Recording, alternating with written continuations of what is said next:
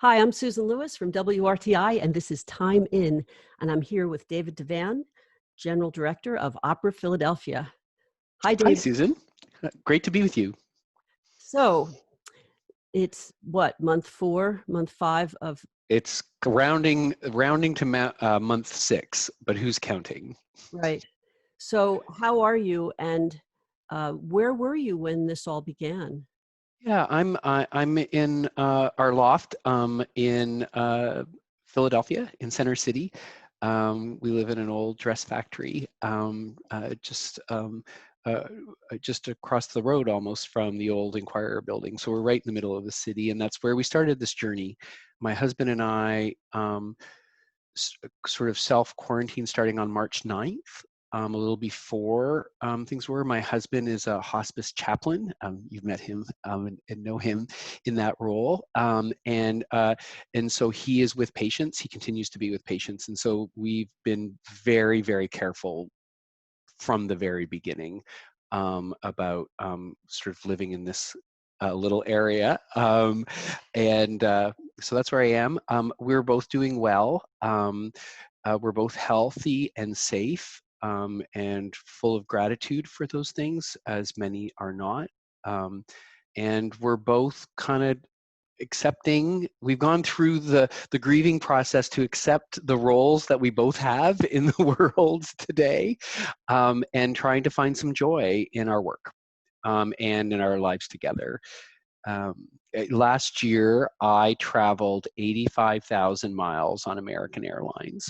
Wow. Running a opera company that's, become an international sort of festival thing.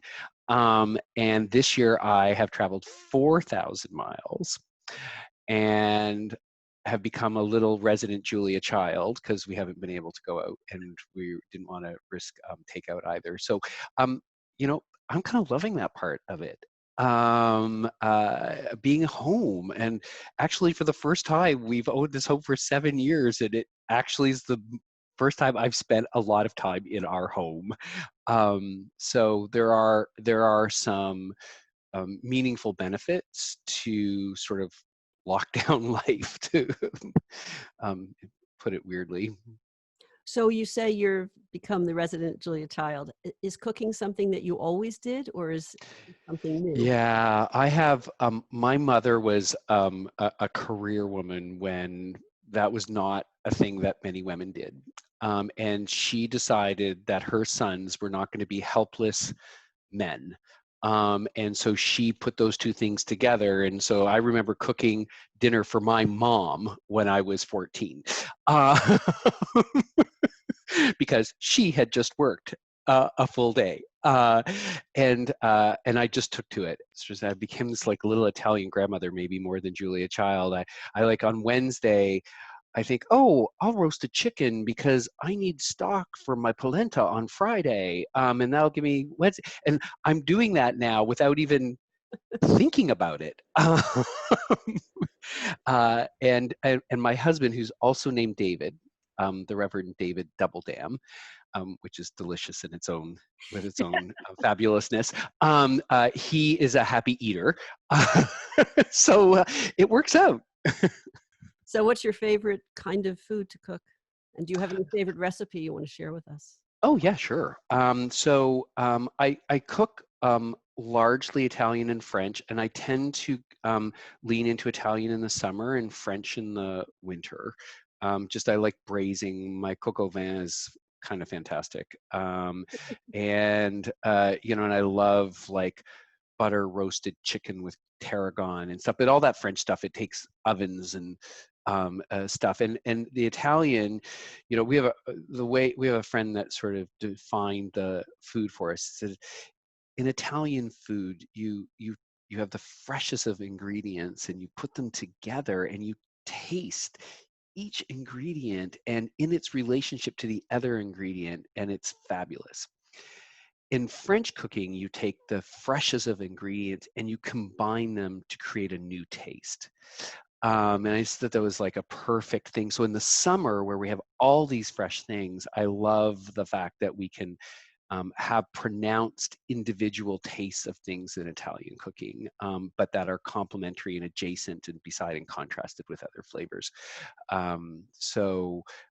That's sort of where I'm hanging out. I've also really perfected my polenta, and Corrado, our music director, who comes from the part of Italy where they invented polenta, we had a very safe distance dinner before he went back to Europe last month, and he said that my polenta was very good, Michelin star level polenta, which I thought I'd sort of arrived.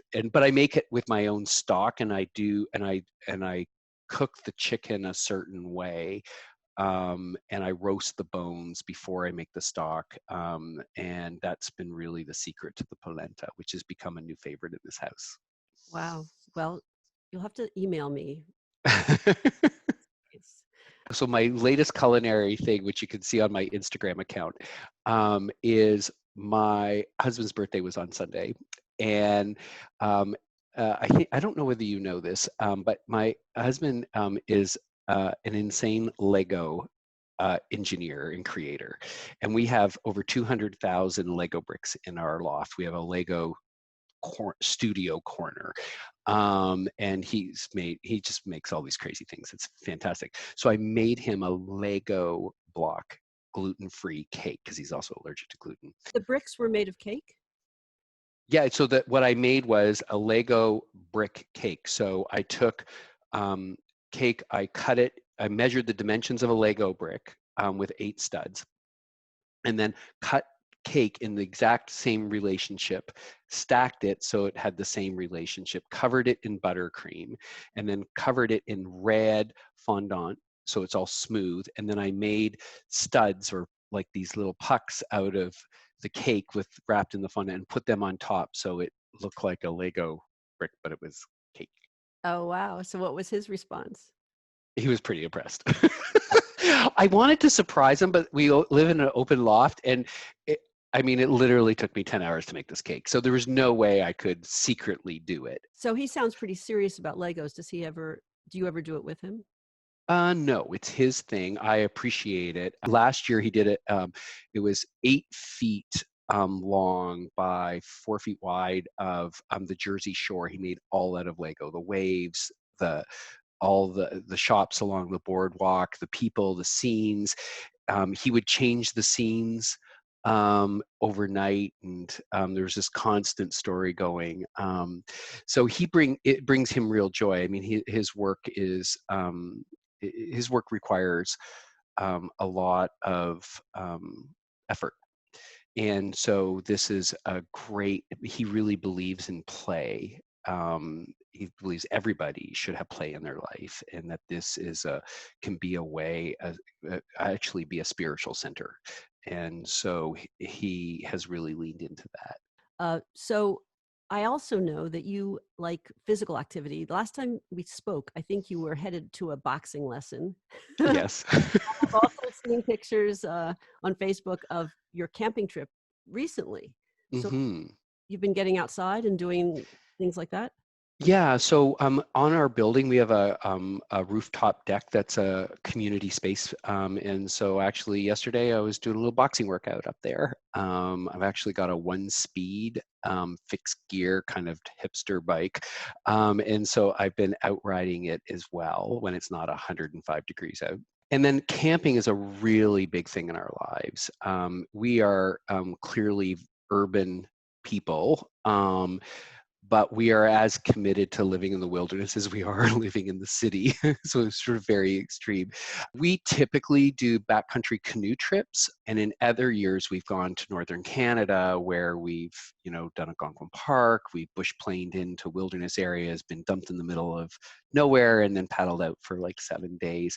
But there's a 14-day quarantine to get into Canada. So this year we went to a state park, a World's End State Park, which has a lot of hiking trails. You can go up like 2,000 feet. And we just had a fantastic week living in the wilderness there. No cell service. Awesome.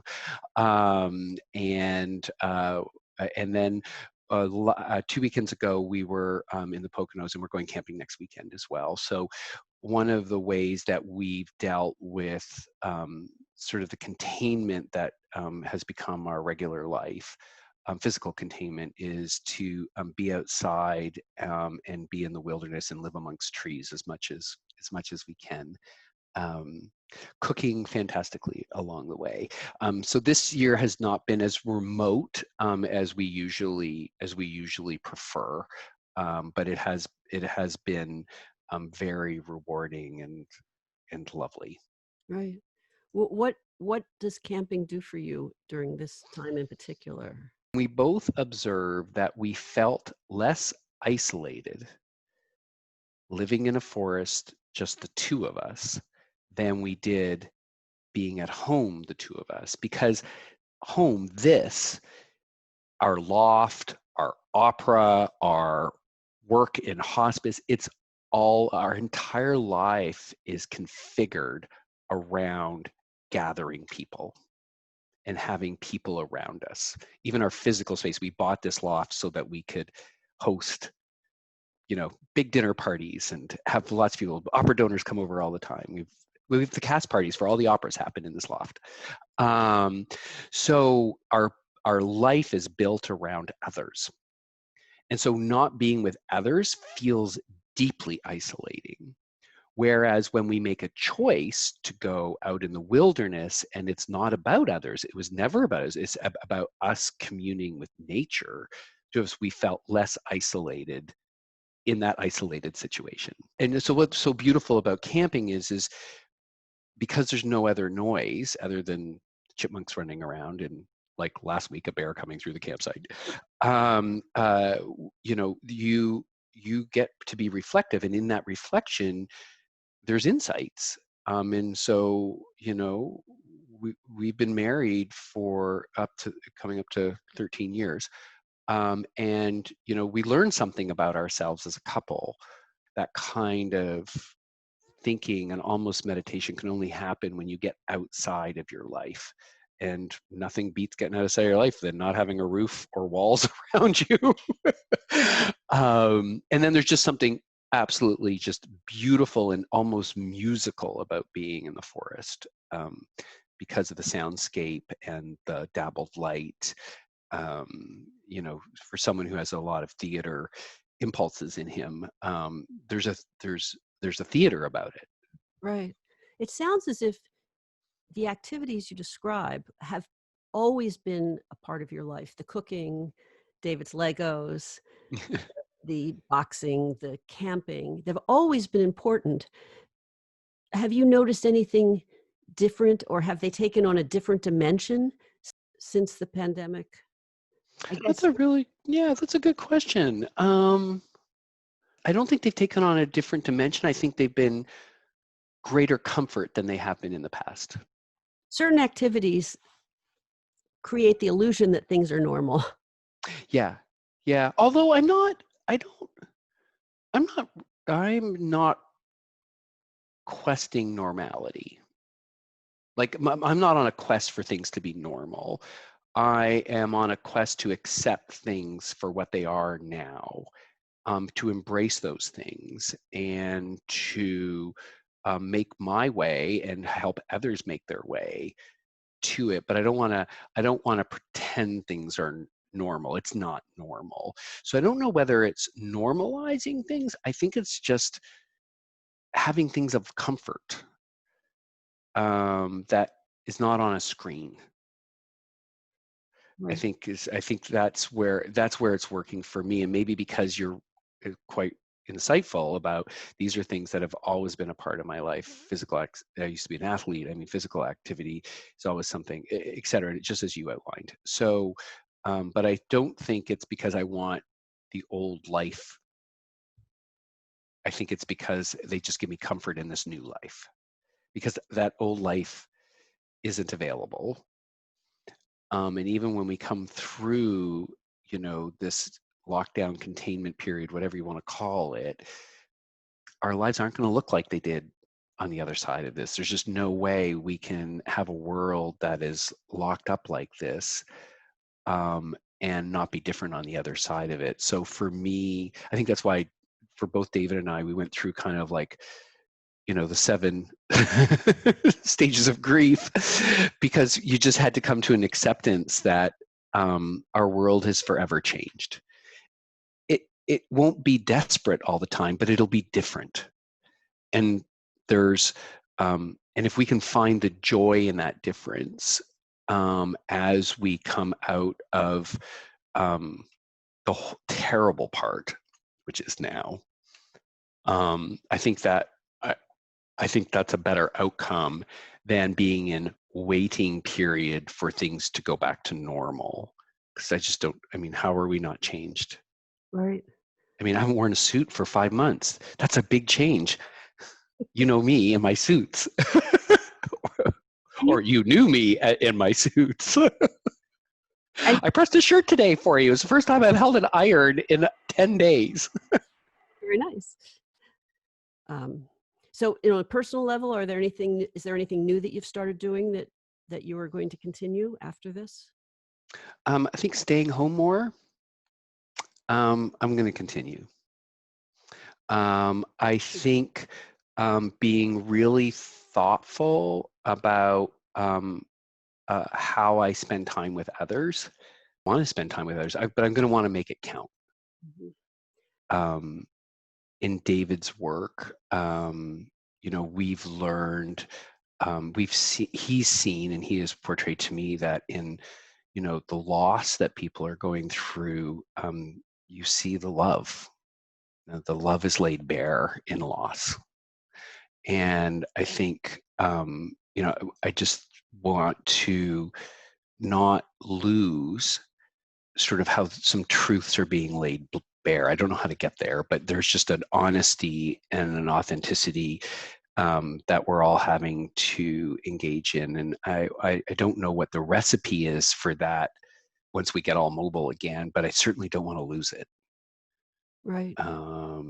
And yeah, it's just, I hope that there's a quiet honesty about our life. I mean, I'm talking about David and I, our quiet honesty about our life coming out of this. Not that it was dishonest before, but it did have a lot more noise around it. Well, everything was moving so quickly, and to some extent, it's giving us all time to reflect a little bit more. Have you had any favorite movies or TV, or has there been any go-to music in terms of helping you stay centered? Yeah, yeah. So I'm a big Baroque early music fan, and I also like contemporary music. There's one particular recording of Ariadante, which is just like beauty personified. We've been enjoying some movies lately that I've been going back to, like movies that are 20 years old, or that that I think stand up. So David had never seen Almost Famous, so we watched it this past week. It's good. It's so good. And it's 20 years old. I also have a not insubstantial vinyl collection, and I have a music setup that I have, like a 1972 turntable, and I have a Marshall amp that's made out of wood. I have largely jazz and 70s. Strangely, I don't own hardly any classical music on vinyl. I find that the digital stuff I have sounds great. And I really do find the differences in the vinyl are more pronounced in jazz. And like I said, this sort of 70s studio rock work. I also have some mono recordings that I came into a couple of years ago, Coltrane mono recordings from the late 40s that have been repressed. And listening to those are kind of a revelation, because not everything benefited from stereophonic um, recording activity, and these particular recordings are they're beautifully pure. Wow. There is a flatness, but because it's so pure. In case you're not getting our household, well, I'm listening to records. The other David's playing with Lego, and that's kind of the situation that happens. Well, And you've also been really busy at work. You've reinvented the whole season coming up for Opera Philadelphia, and I'd love to talk to you about that in another time. But has your work life kind of has there been synergy between your work life and your personal life in terms of Y- Yeah, absolutely. I mean, you know, you do what I do for a living, and it's kind of the line between personal and professional is pretty blurred. Um, you know, just a lot of your tastes, because it's art, sort of come into play. But this idea of being authentic and honest, and that's really come through David's work, has really informed my work at the opera company. You know, what can we authentically do? How can we bring joy into the world? How do we proceed without this being a consolation prize? Um, you know, and you know, all you have to do is listen to my husband come home from work and hear about what is happening in families. You're like, people don't deserve consolation prizes. They deserve and need something that touches their heart. No matter whether it's hospice or whether it's people suffering from racial inequity, whether or not it's people that are unemployed and about to lose that benefit tomorrow. You know, there's just so much need for our hearts to be touched. And so that's really informed our work, our whole team's work, about if we're going to look at a practically, we're going to look at a world that's changed. Um, how do we have meaningful stuff? This isn't about survival. It has to be about um, touching people, and that's what the arts does, and artists and audience, and having a rewarding thing. So it's very much been informed about this sort of quiet truth that the pandemic's laid bare in our house, and I think it's finding its work at Opera Philadelphia as well. well, I look forward to talking to you about that whole new plan. Thanks so much, David Devan. Thank, thank you.